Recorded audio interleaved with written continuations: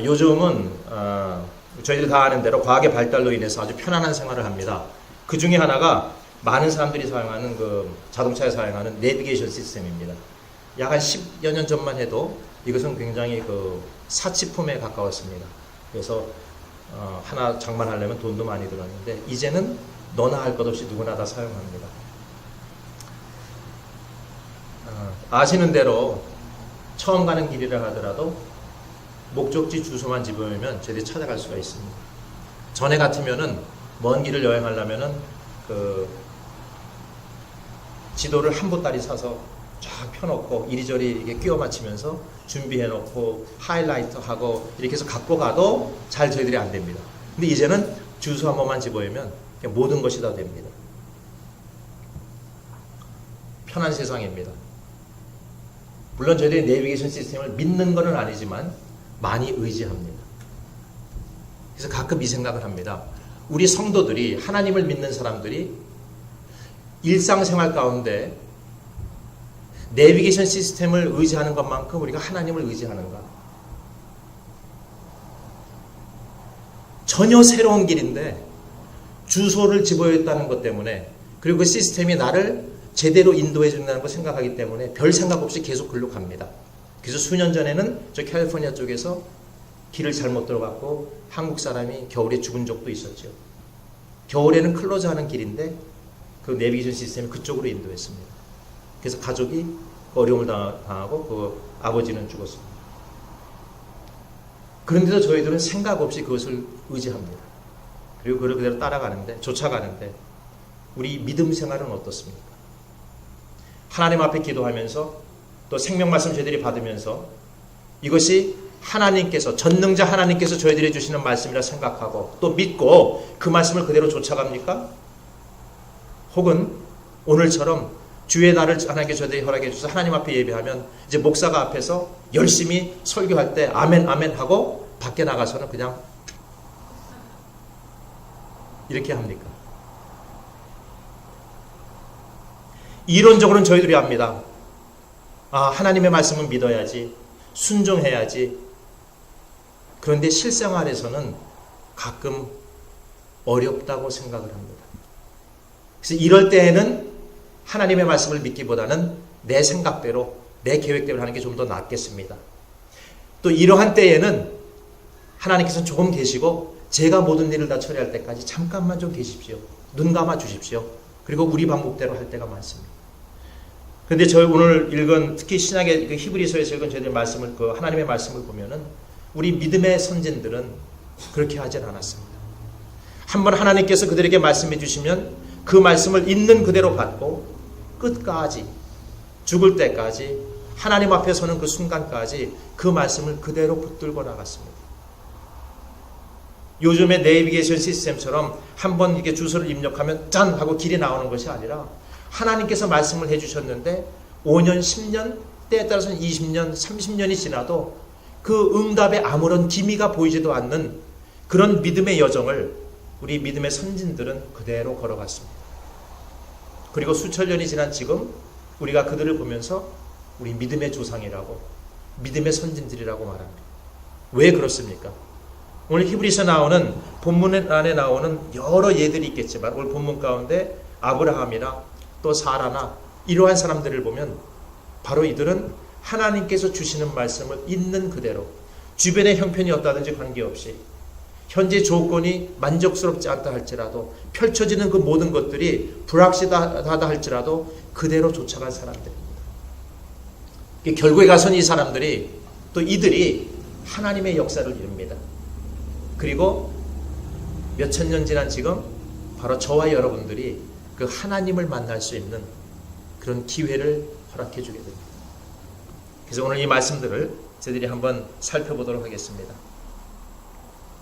오늘 본문에 있는 말씀 가운데 보면은 특히 히브리서에 있는 말씀 가운데 대표적으로 이렇게 탁 들어오는 말씀은 믿음이라는 단어입니다. 믿음. 그래서 이 믿음에 대해서 저희들이 몇 개 생각해야 되겠는데, 하나님께서 기뻐하시는 그런 믿음의 삶은 사실 어디서 나타나는가? 혹은 하나님께서 기뻐하시는 그런 믿음의 삶은 우리가 믿음의 삶을 살려면 어떻게 해야 되겠는가? 여기 많은 걸 저희들이 생각할 수가 있겠지만 한 세 가지가량 저희들이 생각해 보겠습니다. 그 중에 첫 번째는 히브리서 11장 8절에 있는 말씀입니다. 믿음으로 아브라함은 부르심을 받았을 때에 순종하여 장래 유업으로 받을 땅에 나아갈새 갈 바를 알지 못하고 나아갔으며, 이렇게 하면서 11장 8절에는 그 아브라함이 하나님께서 불러주셨을 때, 그 소명을 받았을 때, 아브라함은 부르심을 받았을 때 순종하여 장래의 유업으로 받을 땅에 나아갈새, 이렇게 되어 있습니다. 곧 하나님께서 부르실 때, 혹은 하나님께서 말씀하실 때에 그 말씀에 대해서 믿음 가운데 순종하는 삶이 실제적인 믿음의 삶입니다. 하나님께서 저희들에게 여러 가지 방법으로 말씀해 주십니다. 때에 따라서는 꿈으로 말씀해 주실 수도 있겠고요. 어떤 사건을 통해서, 주변의 어떤 사람들을 통해서, 아니 생명 말씀을 통해서도 분명히 저희들에게 말씀해 주십니다. 근데 이 말씀을 저희들이 들었을 때, 말씀이 우리들의 마음가운데 들어왔을 때 그 말씀에 대해서 우리가 어떻게 반응을 해야 될지, 여기에 따라서 우리가 믿음의 사람이 될 수 있고 또는 불순종하는 사람이 될 수 있습니다. 순종은 하나님의 말씀에 대한 절대적인 결단과 행동이 동반되어야 됩니다. 다시 하게 됩니다. 다시 이야기합니다. 순종은 하나님의 말씀에 대해서 온전한 결단 그리고 행동이 함께 해야 됩니다. 결심만 갖고 안 됩니다. 행동만 갖고도 안 됩니다. 이 둘이 함께 나타날 수 있어야 됩니다. 이렇게 예를 들 수가 있겠습니다. 만일 하나님의 말씀을 들었는데 결심만 한다면, 조금 전에 제가 잠깐 언급했던 것처럼 이 주일 예배 시간에 여기 와서 하나님의 말씀 함께 듣고 아멘 아멘 그렇습니다 그렇습니다 그러면서 밖에 나가는 순간에 딱 잊어버리는 것과 같습니다. 다 들어서 할 것 같은데 밖에 나가면 세상과 싸워야 됩니다. 사탄 마귀와 싸워야 됩니다. 또 비즈니스 해야 되고 돈도 벌어야 됩니다. 그러니까 잠깐만 계십시오. 내 뜻대로 하겠습니다. 이거나 똑같습니다. 그래서 머리는 되는데 행동에 나타나지 않는 게 있습니다. 또 하나는 말씀이 없는 행동이 있습니다. 하나님께 주시는 말씀은 다 놔두고 내 생각대로 생각하면서 이렇게 하면 하나님을 열심히 믿는 거야 하면서 그냥 모든 걸 다 하려고 합니다. 오늘도 또 예화를, 또 끔찍한 얘기를, R-rate를 또 하나 들어야 되겠습니다. 아주 전에 그 영상, 비디오 클립을 하나 보았는데 농장에서 닭을 잡는 모습을 봤습니다. 한국 같으면 참 어릴 때 한국에서 그 재래시장에서 기억은 이렇게 뜨거운 물인데 이렇게 어떻게 탁 잡아갖고 거기다 탁 집어있는 이런 걸 봤거든요. 근데 이 클립을 봤더니 넓은 농장에서 어떤 사람이 닭을 갖고 옵니다. 그리고 큰 나무 이런 것 위에다 올려놓고, 근데 거기 못이 이렇게 2개 나와 있어서 거기다 목을 탁 걸더니 갑자기 둥 하고 치더라고요. 끔찍하게. 그걸로 끝나는 줄 알았던데 그렇게 안 하고 그 다음에 이 닭을 탁 놉니다. 어떻게 되겠습니까? 머리가 없는 닭이 오랜 시간을 돌아다니더라고요. 그 농장을 막 돌아다니 피를 뿌리면서 결국은 죽습니다. 그렇죠? 어딘지는 모르면서 다닙니다. 그런데 이 끔찍한 모습이 저와 여러분들이 하나님의 생명 말씀 없이 뛰어다닐 때 똑같은 모습입니다. 온 힘을 다해서 뛰기는 뛰는데 목적이 없습니다. 알지도 못합니다. 왜 뛰는지도 모릅니다. 그 결국은 죽습니다. 결국은 죽습니다. 근데 우리가 믿음 생활한다고 하면서 때에 따라서는 말씀 없이, 하나님의 인도하심 없이 그렇게 열심히 뜁니다. 목적지 없이, 목적도 없이, 왜 뛰는지도 모르고 뜁니다. 결국은 죽습니다. 하나님 앞에 믿음의 사람들은 하나님의 말씀에 순종하는데 머리로 말씀을 들었을 때 마음으로 결단하고 그것을 기초로 해서 행동에 옮기는 사람들입니다. 이렇게 했을 때 실제적인 하나님의 역사가 일어납니다. 저희들이 잘 아는 마태복음에 있는 말씀, 베드로가 풍랑 가운데서 그 물 위를 걸어오시는 예수님을 봅니다. 예수님께서 뭐라고 그러시죠? 내게로 오라. 어떻게 합니까? 그 베드로가 물 밖으로, 아니 보트 바깥으로 발을 내딛습니다. 그래서 물 위를 걷는 사람이 됩니다. 아무리 그가 예수님의 말씀을 들었어도 그 배 안에 그대로 있었으면 물 위를 걷는 사람이 될 수가 없습니다. 그가 물 위를 걸을 수 있었던 것은 그 말씀을 듣고 행동으로 옮겼기 때문입니다. 원하기는 저와 여러분들이 이렇게 말씀을 듣고 그 말씀을 아멘으로 받았으면 행동으로 옮길 수 있는 그런 믿음의 소유자들이 되기를 예수님의 이름으로 축복합니다. 이 아브라함을 보니까 고향을 떠난 것뿐만 아니라 갈 바를 알지 못하면서 낳은 것뿐만 아니라 나중에 이삭을 낳은 사건 저희들이 알죠?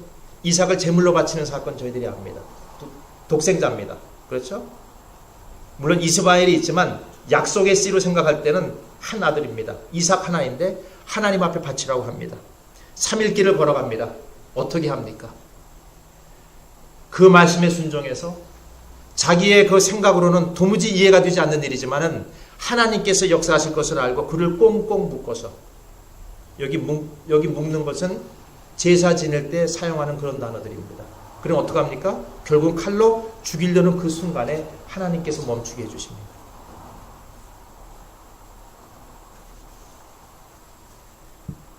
창세기 22장 12절 말씀, 사자가 이르시되 그 아이에게 내 손을 대지 말라, 그에게 아무 일도 하지 말라. 내가 내 아들 내 독자까지도 내게 아끼지 아니하였으니 내가 이제야 내가 하나님을 경외하는 줄을 아노라.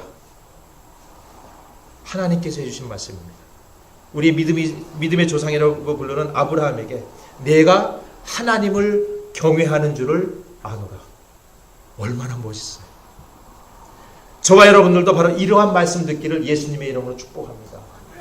하나님께서 우리를 보시고 그래 내가 내 말을 듣는 줄 아노라. 어떻게 보면 이스라엘의 초대왕이라고 할 수 있는 사울왕의 이야기를 저희들이 잘 압니다. 아말렉 군대들하고 싸우면서 많은 그 노획물을 얻게 됩니다. 근데 그 전에 사무엘이 하나님의 말씀을 들어서 분명히 말합니다. 모든 걸 다 죽이십시오. 모든 걸 다 죽이십시오. 사울이 전쟁에 나가서 싸우는데 정말 승승장구합니다. 이깁니다. 그런데 이기면서 좋은 동물들 다 빼냈습니다. 나중에 사무엘이 와보니까 전쟁터에 와보니까 울음소리, 동물 울음소리가 들리는 거예요. 이게 무슨 소리입니까?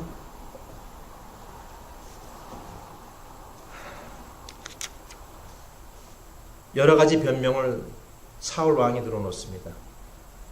그때 사무엘 선지가 사울 왕을 향해서 이렇게 표현을 합니다. 사무엘상 15장 22절 말씀입니다. 사무엘이 이르되 여호와께서 번제와 다른 제사를 그의 목소리 청종하는 것을 좋아하신 같이 좋아하시겠나이까? 순종이 제사보다 낫고 듣는 것이 수량의 기름보다 나으니. 우리가 하나님 앞에 이 좋은 것으로 제사를 드립니다 라고 한다 할지라도 그것보다 우선하는 게 있습니다. 더 필요한 것이 있습니다. 그것은 하나님의 말씀을 있는 그대로 듣는 것입니다.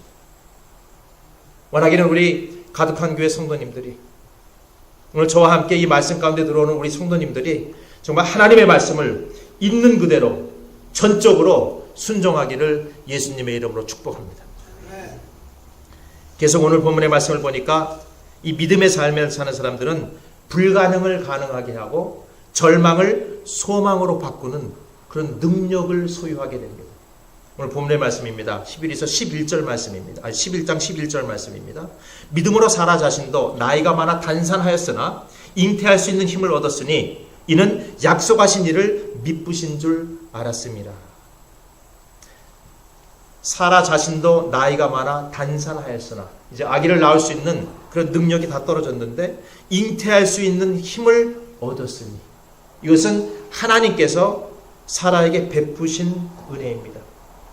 근데 저희들은 하나님을 믿는다고 하고 하나님의 말씀을 받았는데 그 말씀을 받으면서 동시에 우리들의 생각이, 저희들의 경험이, 저희들의 이성이 앞설 때가 많이 있습니다. 그래서 하나님의 말씀을 한 손에 쥐고 또 세상의 것을, 경험을 한 손에 쥐고 저울질을 합니다. 그때그때에 따라서 힘이 센 쪽을 저희들이 쫓아갈 때가 많습니다. 때에 따라서는 내 생각을, 내 경험을, 때에 따라서는 하나님의 말씀을. 근데 그것이 아니라 믿음의 사람이라면 전적으로 하나님을 의지하고 나가야 됩니다. 그 말씀에 순종하고 그 말씀을 붙들어야 됩니다. 그때에 거기에 능력이 나타납니다. 불가능을 가능하게 하는 이런 뛰어넘는 그런 역사가 나타납니다. 믿음 안에서만 가능한 일입니다. 이게 꼭 좋은 일은 아니지만 또 조금 그 마음에 쓰린 이야기지만 예로 든다면 연말이 되었습니다. 혹은 10월이 됐습니다. 그럼 교회가 이제 결산, 그 다음에 예산을 세우지 않습니까? 그렇죠? 결산을 하고 예산을 세우는데 우리 작년에 예를 들어서 우리 교회 이제 사용했던 그 여러 가지가 헌금 들어온 거나 이걸 보니까 100만 불입니다.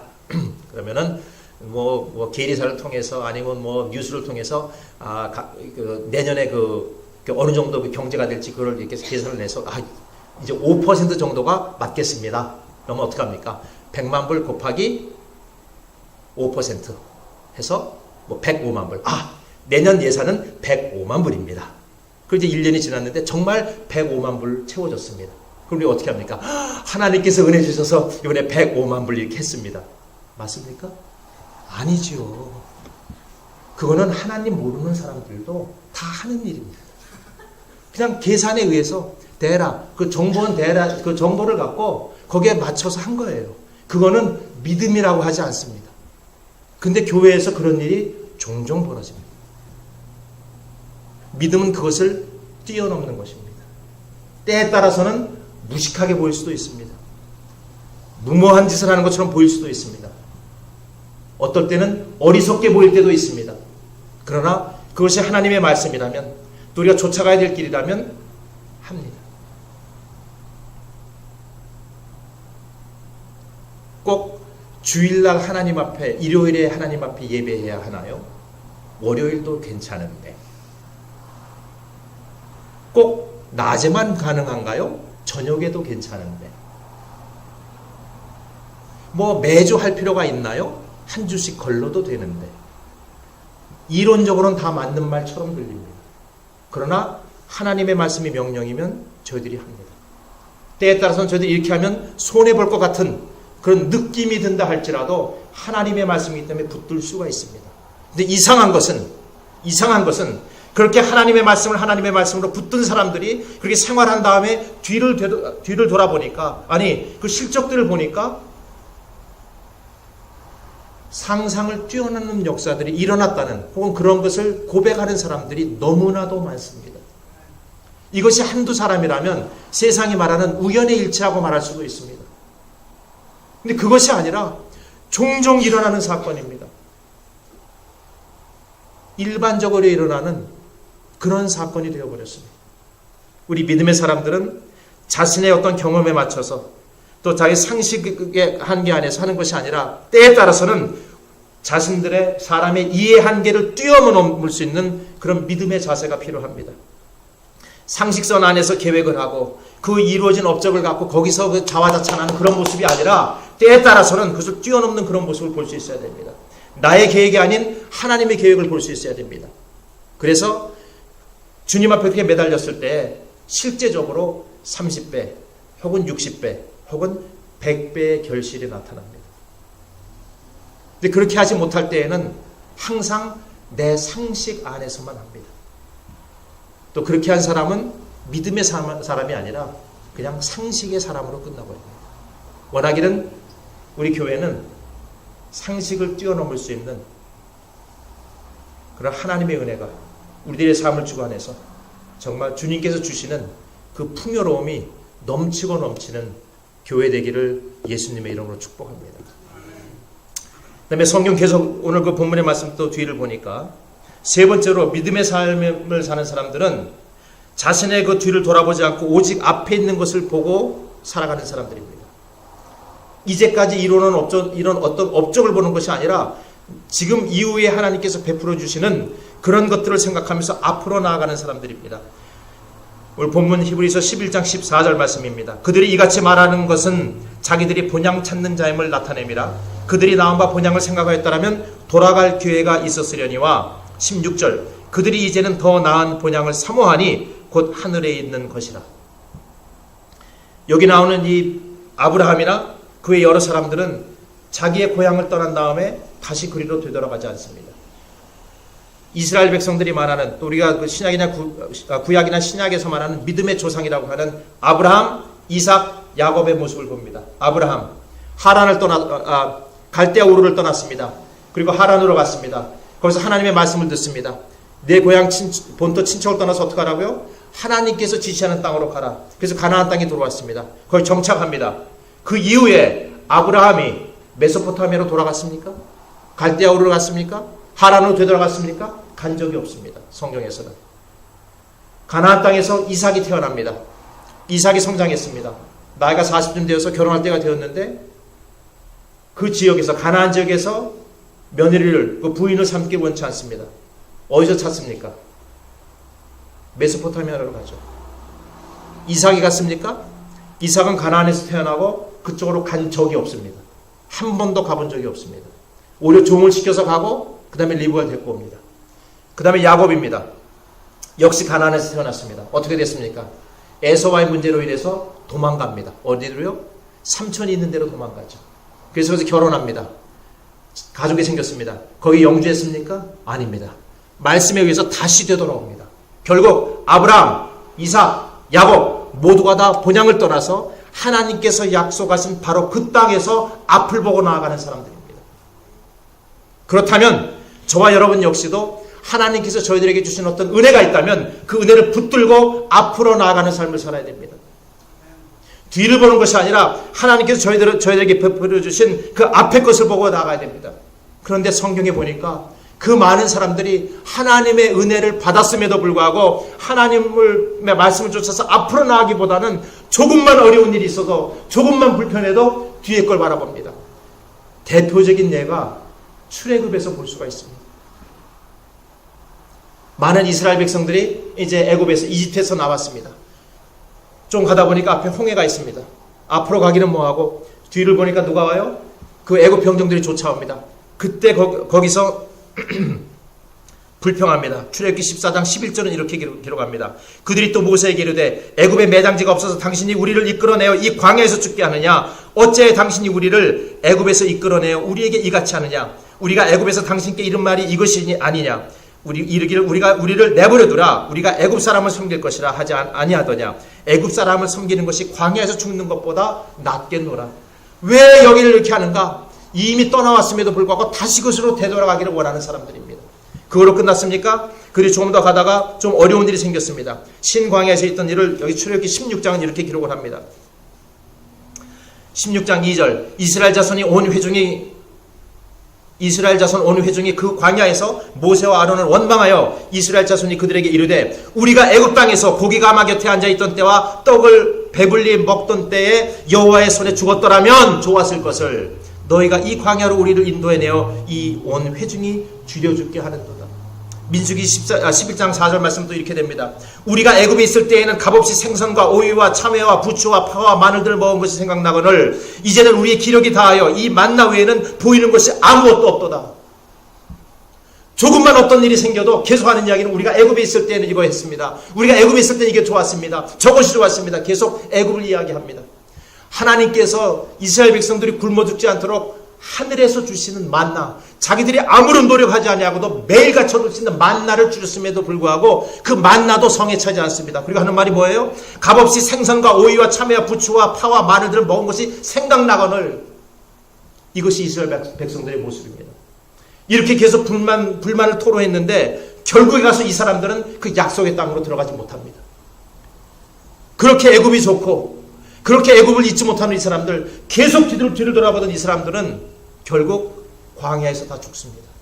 물론 우리가 아는 대로 실제로 광야에서 죽은 이유가 뭡니까? 하나님의 명령에 불순종한 거죠. 그 스파이들을 내보내서 그 멋있는 땅을 보았음에도 불구하고, 가나안 땅을 보았음에도 불구하고 안 간다고 했습니다. 그래서 죽었지만은 또 한편으로는 하나님께서 이끌어주신 이런 역사가 있음에도 불구하고 계속 뒤를 되돌아보는 뒤를 보는 사람들입니다. 계속 과거를 회상하고 그에 묶여있는 사람들입니다. 그런 사람들은 죽습니다. 그렇기 때문에 믿음의 본향을 떠난 사람들은 앞을 보고 나아갑니다. 우리의 믿음 생활 가운데서 하나님 처음에 하나님을 만났을 때 예수 그리스도를 영접할 때 저희들은 어떻게 합니까? 이제까지 지은 모든 죄를 하나님 앞에 고백을 하고 회개합니다. 그렇지 않습니까? 모든 죄를 다 내놓습니다. 그러면 십자가 위에서 죽으신 바로 그 예수 그리스도, 우리들의 모든 죄를 다 대신 짊어지시고 십자가 위에서 죽으신 예수 그리스도의 그 보혈의 은총을 위해서 이제까지 지은 모든 죄들이 용서를 받고, 그리고 저희들이 죄가 없는 사람처럼, 제가 지난번에도 말씀드렸습니다만 법적 용어를 사용해서 무죄로 인정해 줍니다. 그래서 의롭다고 인정을 해주는 거죠. 그럼 누가 죄인이 되세요? 예수님께서 죄인이 되어주시고 그 십자가에서 죽으시는 처형을 받으시고 우리는 새로운 생명을 얻습니다. 그래서 저와 여러분들이 바로 이곳에 있습니다. 그런데 혹 저희들이 예수님, 하나님을 쫓아가는 그 모습이 이스라엘 백성들이 애굽을 생각하던 것과 같이 하나님께서 우리의 과거를 생각하신다면 어떻게 될까요? 무슨 말인고 하니, 우리가 하나님 앞에 모든 죄를 아뢰었을 때 하나님께서 이미 약속하신 그 언약의 말씀에 의지해서 모든 죄들을 예수 그리스도의 보혈로 용서해 주십니다. 그리고 이제까지 지금 모든 죄들에 대해서는 기억도 하지 아니하십니다. 우리 오늘 읽은 그 이사야서에 있는 말씀대로 우리 죄가 우리의 그 죄가 주홍 같을지라도 눈과 같이 희어질 것이요 진홍같이 붉을지라도 어떻게 된다고요? 양털같이 깨끗하게 희게 된다는 그 말씀이 있습니다. 모든 죄를 용서해 주셔서 기억도 하지 아니하십니다. 맞죠? 그런 은혜를 받은 저희들이기 때문에 저희가 하나님 앞에 나아갈 때도 역시 뒤를 돌아보지 않아야 되는데, 만일 이스라엘 백성들처럼 우리가 계속 뒤를 돌아본다면 역시 하나님께서도 우리가 하나님 앞에 모든 죄를 아뢰고 용서함 받았음에도 불구하고 한 달쯤 지나서 하나님께서 그런데 잠깐만 너 이러이러한 죄 지었지 라고 하면 그때 어떻게 하겠습니까? 하나님 또 잘못했습니다, 용서해 주시옵소서 또 하면 또 합니다. 그리고 한 1년이 지났는데 또 하나님께서 그런데 내 기억 속에 잠깐만, 그렇게 하십니까? 하나님은 그렇게 하시지 않습니다. 일단 용서하셨으면 끝까지 용서하신 겁니다. 일단 용서하셨으면 절대로 기억하지 아니하십니다. 그런데 왜 저희들은 용서함 받았다고 하면서 하나님의 은혜 가운데 들어갔다고 하면서 왜 앞을 보고 나가지 아니하고 조금만 어렵기만 하면 또 뒤를 되돌아봅니까? 그리고 또 그것도 끄집어드립니다. 옛날 애굽에서 살았을 때는 이러이러한 것이 있었는데, 전에는 이러한 방법이 더 좋았는데. 물론 하나님은 온 만물을 지으시고 모든 것을 아시는 그런 능력이 하나님이시지만 가끔 헷갈리세요. 왜냐하면 하나님의 그 메모리 뱅크에 없는 얘기를 저희들이 하거든요. 이미 용서함 받아서 하나님의 메모리 뱅크에 전혀 없는 이야기를 저희들이 내놓는 겁니다. 그럼 아무리 전능자 하나님이시라도 이건 조금 문제가 된다는 거예요. 아시겠어요? 모르시는 얘기를 우리가 하고 있는 거 아니에요. 다 용서해 주셨는데, 이미 예수 그리스도를 통해서 다 용서해 주셨는데, 기억도 나지 아니하시는데 지금 무슨 얘기하고 있는 거냐? 있잖아요, 하나님 이런 얘기요. 생각지도 못하는 걸 우리가 억지로 끌어내서 그 앞에다 갖다 놓고 펼쳐댑니다. 아닙니다. 이것은 어리석은 일입니다. 안 됩니다. 일단 애굽을 나왔으면, 일단 하나님의 말씀을 듣고 가나안으로 가기로 했으면 가나안을 바라봐야 됩니다. 젖과 꿀이 흐르는 바로 그 땅을 바라봐야지 죄 가운데 있었던 노예 생활로 가득 차 있던 애굽을 바라볼 수는 없습니다. 사도 바울은 이것에 대해서 빌립보 3장 12절에 이렇게 기록을 합니다. 내가 이미 얻었다 함도 아니요 온전히 이루었다 함도 아니라 오직 내가 그리스도 예수께 잡힌 바 된 그것을 잡으려고 달려가노라. 형제들아, 나는 내가 아직 내가 잡은 줄로 여기지 아니하고 오직 한 일, 즉 뒤에 있는 것은 잊어버리고 앞에 있는 것을 잡으려고 표대를 향하여 그리스도 예수 안에서 하나님이 위에서 부르신 부름의 상을 위하여 달려가노라. 앞을 보고 가는 겁니다. 믿음의 사람들은 앞을 보고 나아갑니다. 여기서 선포를 해야 되겠네요. 아직 신방이 다 끝나지는 않았지만 요즘 신방 평균 시간이 3시간입니다. 가면 3시간을 해요. 물론 많은 위로가 필요합니다. 그렇죠? 그런데 애굽 이야기 계속하면 제가 헷갈립니다. 그래서 그것보다는 하나님께 주신 은혜로 가나안 이야기를 합시다. 젖과 꿀이 흐르는 바로 그 땅 이야기를 합시다. 그 약속의 말씀을 저희들이 품읍시다. 이것이 믿음의 사람들입니다. 그래서 오늘 이 말씀을 저희들이 붙들면서 정말 믿음의 삶을 사는, 그래서 소망을 바라보고 천국을 바라보는, 육체적으로 태어났던 그 메소포타미아로 돌아가는 것이 아니라 하나님께서 허락해 주신 본향 천국을 향해서 가는 그런 놀라운 믿음의 사람들이 되기를 예수님의 이름으로 축복합니다. 기도하겠습니다. 은혜 하나님 감사를 드립니다. 오늘 귀한 생명의 말씀 저희들에게 주셨습니다. 믿음의 삶을 살 수 있도록 저희를 지켜 주시옵소서. 하나님의 생명 말씀 언제나 순종할 수 있도록 해주시고 참 강한 능력을 갖고 새로운 역사를 창출하는 저희들 되도록 인도해 주시며 어지러운 과거를 보는 것이 아니라 소망의 앞날을 바라보고 하나님의 말씀 쫓아 나아가는 귀한 믿음의 백성들 되도록 저희 모두를 지키시옵소서. 교회를 통해서 주 역사가 일어나기를 원합니다. 주님의 놀라운 은혜가 저희들의 삶에 풍족하게 풍요롭게 나타나기를 원하오니 하나님 저희를 세워주시옵소서. 감사하고 예수 그리스도의 이름으로 기도합니다. 아멘.